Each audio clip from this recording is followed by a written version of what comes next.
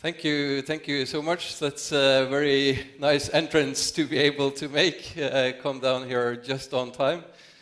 And thank you for the introduction. I'm not really sure what you said before you started in English, but hopefully it was something nice. I'm very glad to be here and to talk about Norway as the world's first fully electric country. And I'm going to begin my talk with 3 questions, and before I give you the questions, I'm going to give you the answers, and the answers, they are no, no, and yes. You all got it? No, no, and yes. Okay, first question, is Norway fully electrified? You know the answer, no. Second question, will it be easy to get Norway fully electrified? You know the answer, no. And third and final question, is it realistic that Norway can be fully electrified by 2040? And you all know the answer, yes. And that's what I'm here to talk about today. Now, just a few words of introduction. Elektroforeningen EFO, we're the Norwegian version of STK. This year marks our 100th anniversary, so it's a big year for us, and we're very happy to be able to come here and talk about our vision for Norway. We represent wholesalers, manufacturers, and importers in Norway. These are the 4 areas that we do work on. We work with making statistics and analysis for our members on trends, on sales, what's happening. We work quite a lot with the shift from a linear to a circular economy, both a big threat and a big opportunity for our members. We work very much with digitalization, which of course is linked to my topic today, our vision of Norway as the first fully electrified country. Now, just a few words of backdrop as well for you. In Norway, 98% of all our electricity is made of renewables, thanks to our hydro. We produce more electricity than we use, so we're a net exporter of electricity. But still, even with those figures in mind, almost half of the energy that we use in Norway is from fossils, and that's mainly in the transport sector, in industry, in some construction, and in agriculture and fishing. So our aim of a fully electrified Norway means, okay, if roughly 50% of the energy we use is fossil-based, how can we replace that energy with electricity? And what does it really mean to have a fully electrified country? Well, it can mean everything you can imagine. Whatever can be electrified is electrified in a fully electrified country. So it means your house is electrified, your transportation, your work, your communities, your cities. If we look at welfare system, maybe there is some elements of that is done today that can be electrified. In schools, maybe we can do more with lighting to increase learning capabilities, and look at all different areas. And now, as part of our 100-year anniversary in Norway, we are looking into all the various sectors that we have in Norway, together with one of the biggest environmental organizations.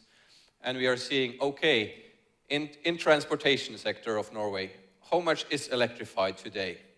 Where are we? Are we at 20%, 30%, 40%?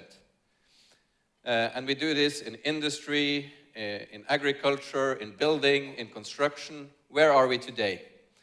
And then the second part, the fun part, the challenging part, okay, if the building sector is 50% electrified, how do we get from 50 to 100?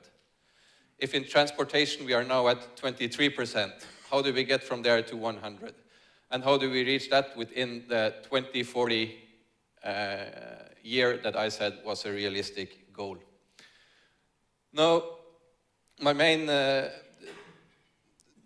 sector that I'm going to be speaking mostly about today is the transportation sector.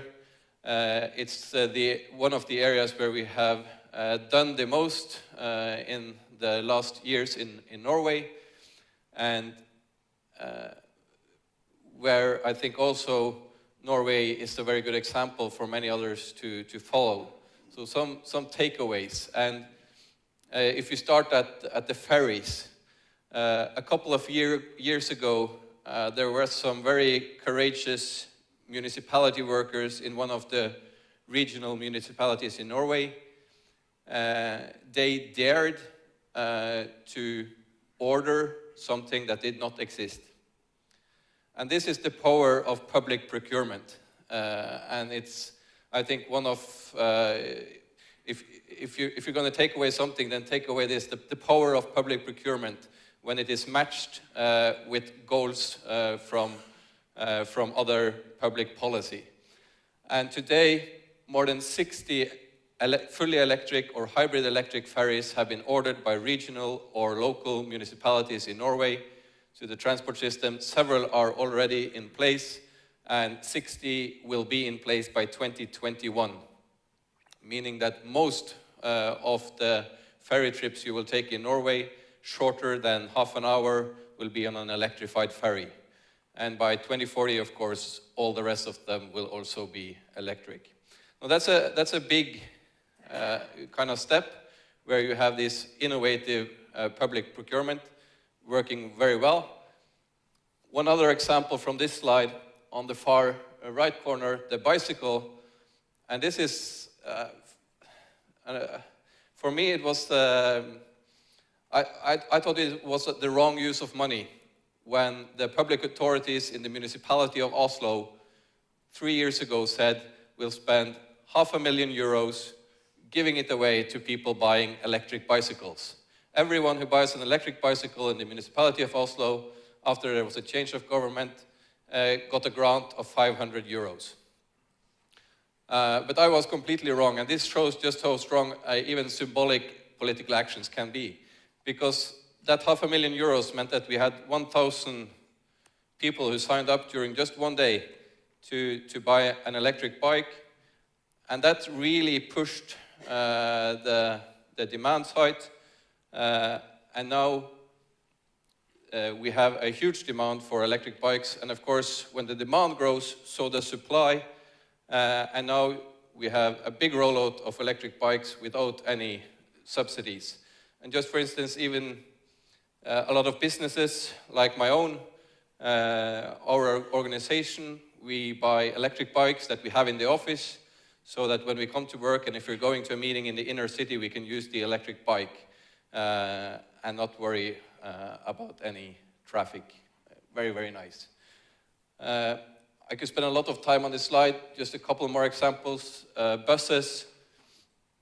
If you come to Oslo next year, more than 50 of the buses running there will be fully electric, not hybrid electric, and they are aiming to do the entire transportation system electric by 2025, so a very fast run out. Already next year, several of the bus lines will be fully electrified.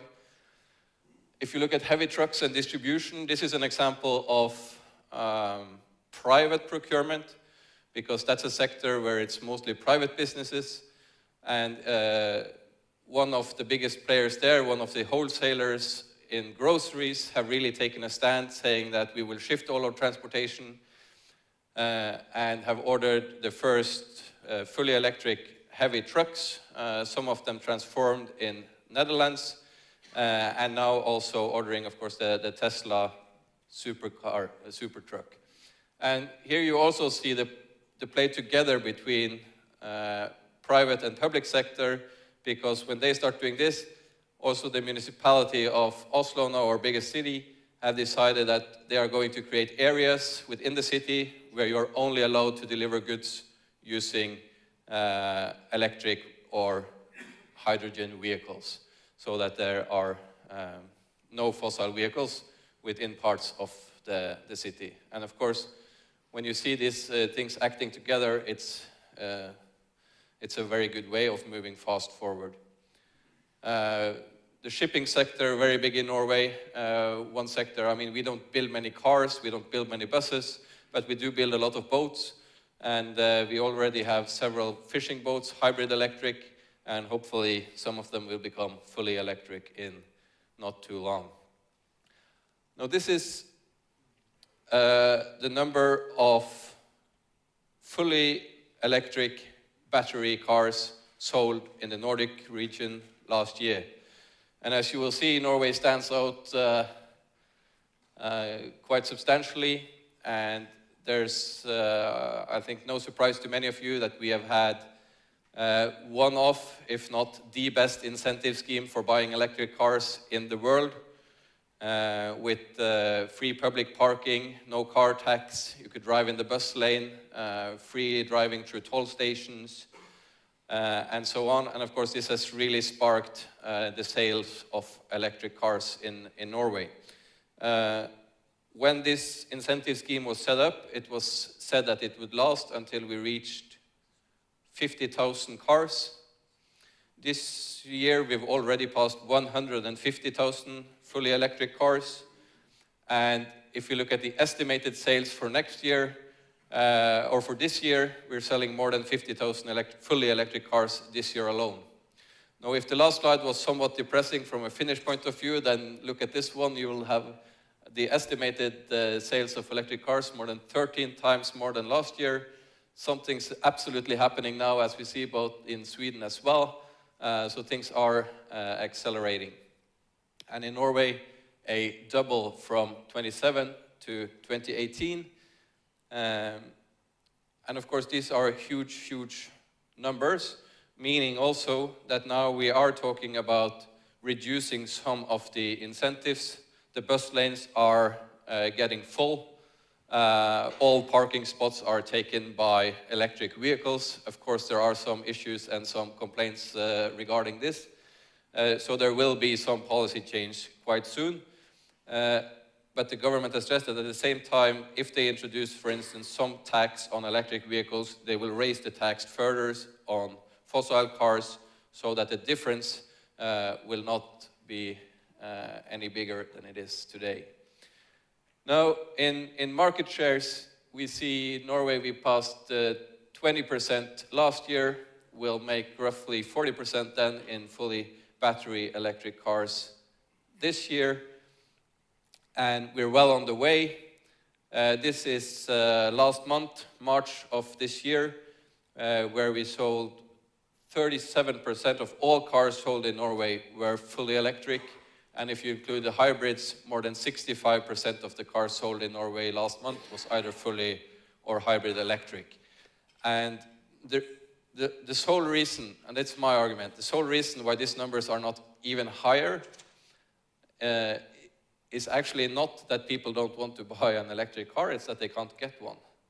There are waiting lists of more than 2 years for a lot of the electric cars, and the manufacturers cannot produce enough to stick with demand. This has also created quite a strange situation in Norway. For instance, when I sold my fully electric car, there came up some reporters from Denmark, because this was something they had never heard of before. A used car sold for more money than it cost when it was new. And the fun part is, I bought this car as the second buyer. So I paid a premium of 3,000 euros when I bought the car.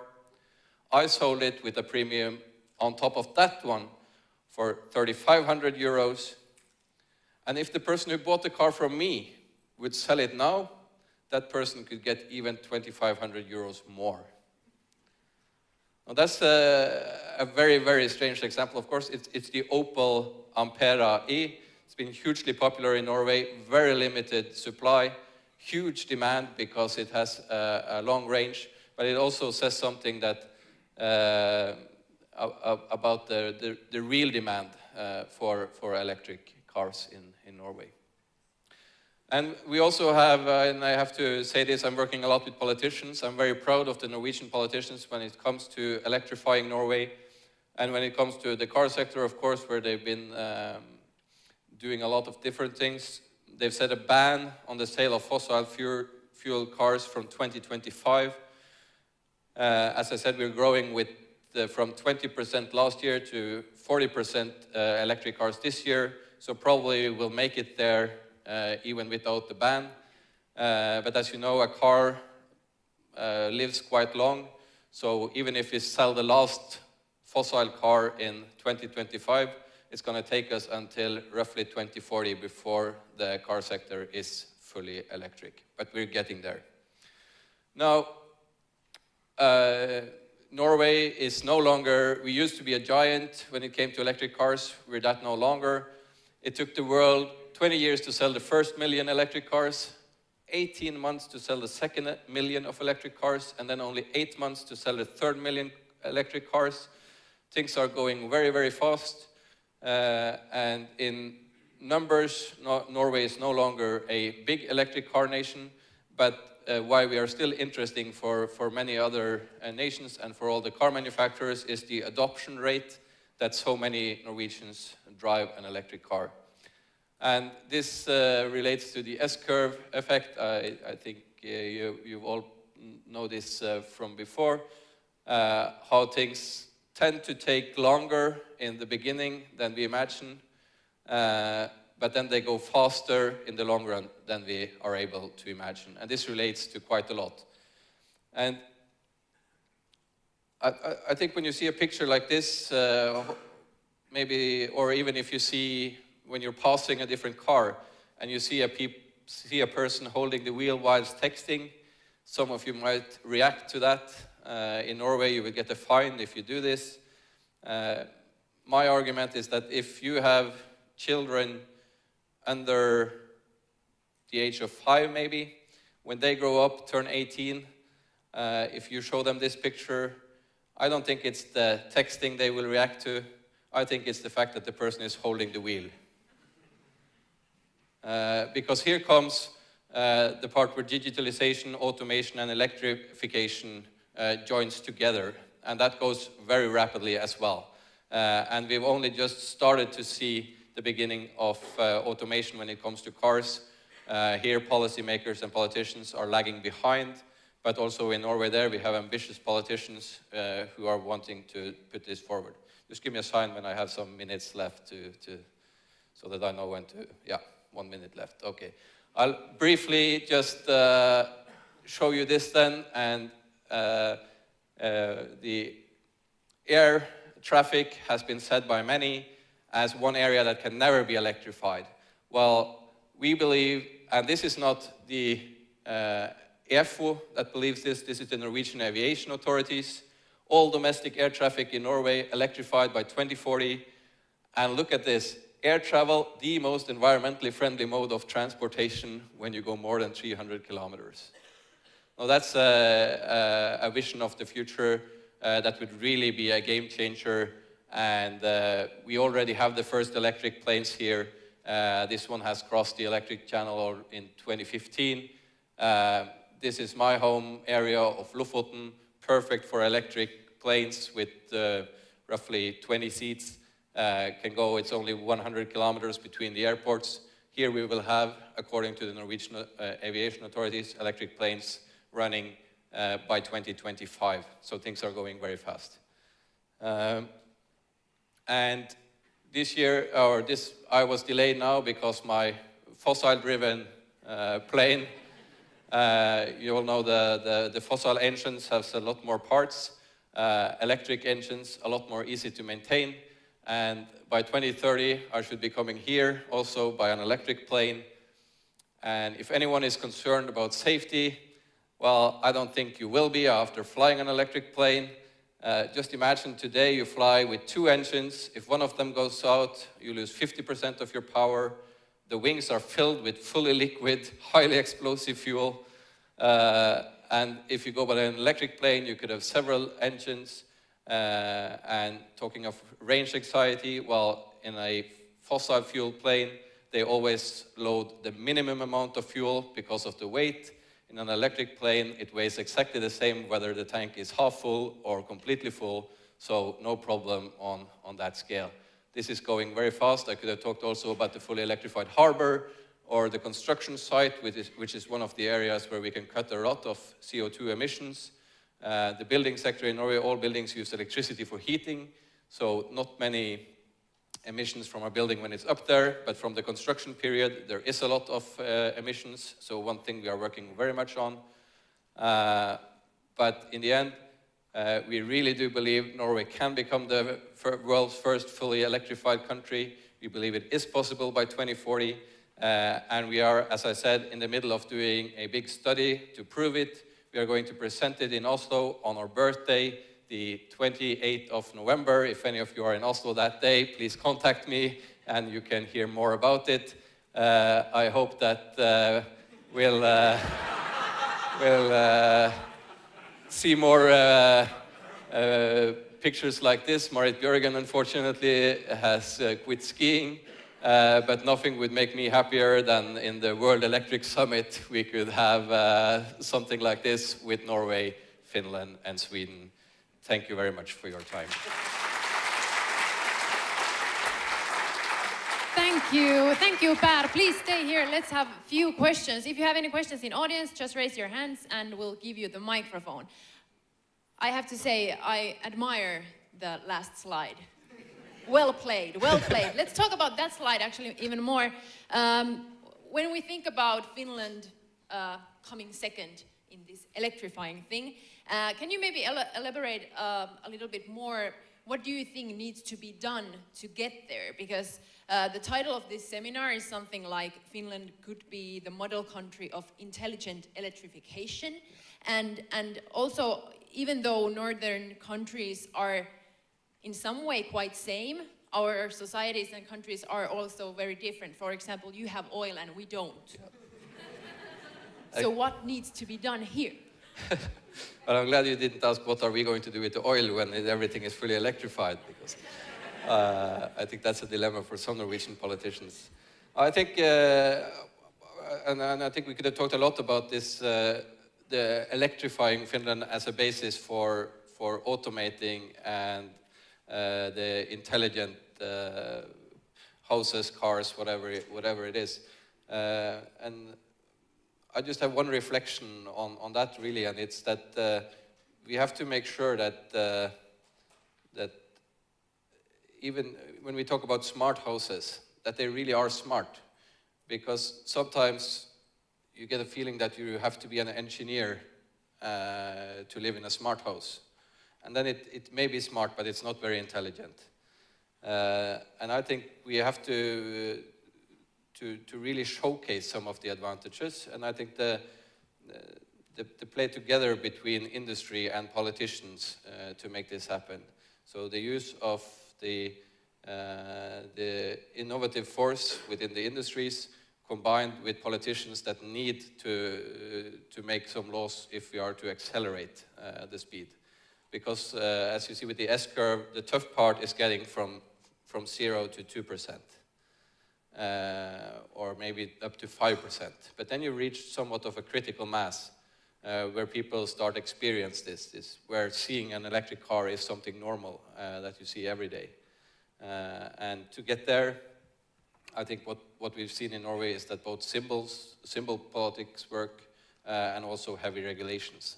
They do actually work, even though they can be painful for some in the beginning and face some opposition, of course. Do we have any questions in the audience? Yes, we have one right there. You'll get the microphone. Thanks. I'm Ari from Ensto, so thanks for the great presentation. And I have actually two quick questions to you, but before I give the questions, I give you the answers. So the first answer is no, and the second answer is yes. And the first question is, will Finland come second? And the answer is no. Will Finland be the first? And the answer is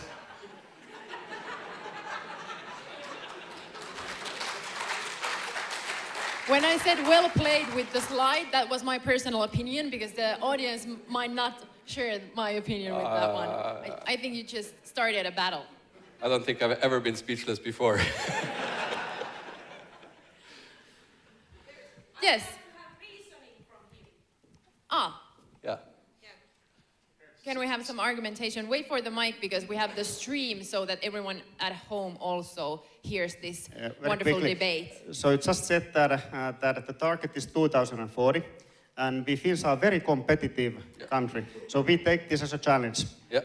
And there is nothing I would like more. It's quite boring when we have 3 Norwegians winning. The most exciting races are when we are the Finns, the Swedish, and the Norwegians, and when it's a very tight fight all the way up to the finish line. And I think as long as one of us finishes first and the rest are right behind, and we can really say that Nordic region is where the world should look on how we could really electrify and gains from electrifying countries. I think that would be really great.